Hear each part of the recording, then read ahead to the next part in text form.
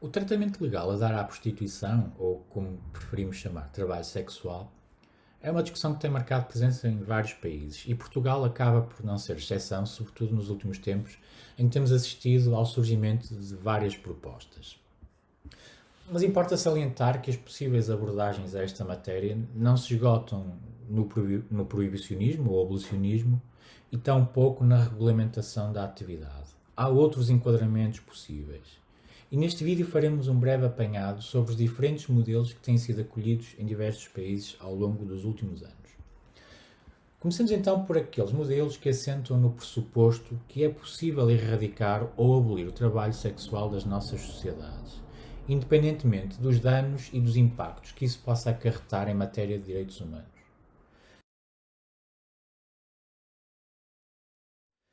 Trata-se de abordagens cujo enquadramento baseia-se à partida numa enorme confusão de conceitos.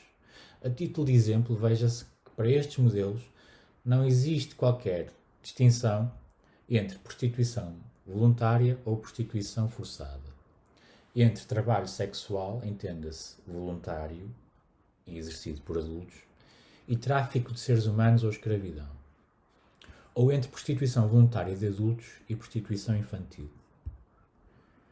Neste quadrante podemos mencionar o modelo proibicionista, stricto sensu, aquele que criminaliza qualquer atividade ou figura relacionada com a prostituição, incluindo a procura ou a oferta de sexo pago e, por inerência, clientes e os próprios profissionais. Ou podemos salientar ainda os modelos abolicionistas, alguns deles autoproclamados, não se percebe bem porquê, como modelos da igualdade, e que, não fazendo a proibição recair diretamente sobre a oferta, ou seja, sobre os próprios trabalhadores do sexo, procuram ainda assim erradicar a prostituição por outra via, criminalizando alguns dos seus aspectos ou figuras, como clientes ou outras figuras relacionadas com a organização da atividade. O problema é que, independentemente da intencionalidade e do propósito, acabam estas abordagens por promover a perseguição das pessoas mais vulneráveis nestes contextos, ou seja, os próprios trabalhadores do sexo.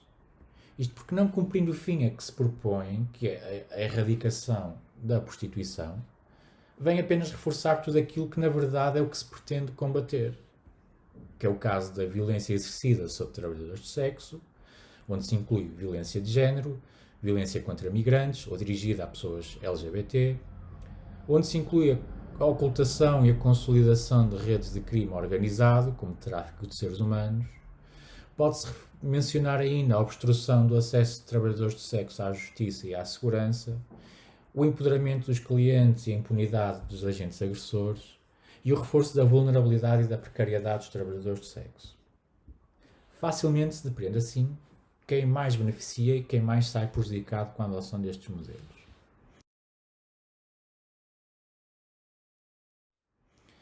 Já num quadrante diferente da criminalização encontram-se os modelos regulamentaristas, como aqueles que existem, por exemplo, na Holanda ou na Alemanha, e que visam regular a atividade e estabelecer condições de exercício da mesma, condições essas igualmente promotoras de estigma e de insegurança. A título de exemplo, podemos salientar a obrigatoriedade dos trabalhadores do sexo sujeitarem-se a registros ou a exames médicos, o confinamento da atividade a zonas específicas da cidade, o que pode colocar em causa a própria segurança destes profissionais, ou a necessidade de licenças para os estabelecimentos poderem funcionar. Licenças essas que podem implicar custos avultados e pesadas burocracias. Ainda que estes modelos não procurem assumidamente a abolição do trabalho sexual, consistem muitas vezes, na prática, numa criminalização indireta.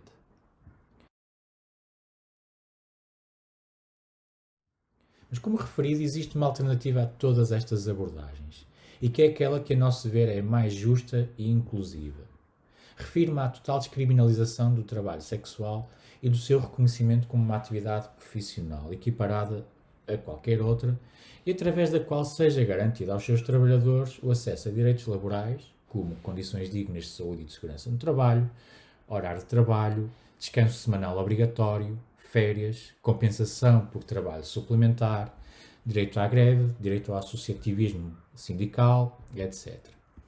E acesso também à proteção social, como subsídio de desemprego, pensão de velhice, subsídio de doença, proteção na parentalidade, etc. Este modelo assenta não apenas na consagração de quem, de forma livre e consentida, opta por exercer trabalho sexual, mas também naquela liberdade de quem procura respostas aptas a abandonar a prostituição de uma forma digna. Sustenta-se não apenas nas liberdades individuais, no sentido da não interferência dos poderes públicos em esferas pessoalíssimas da personalidade, mas assenta sobretudo numa liberdade que convoca o papel do Estado. Convoca o papel no Estado no sentido deste de garantir aos trabalhadores do sexo igualdade de acesso a condições dignas de segurança no trabalho, a direitos laborais e a proteção social. Por muito que se concorde com a necessidade de uma economia mais justa e igualitária, não pode a dignidade destas pessoas ficar eternamente à espera do fim do sistema económico capitalista. Esta é uma matéria demasiado urgente. Trabalho sexual é trabalho.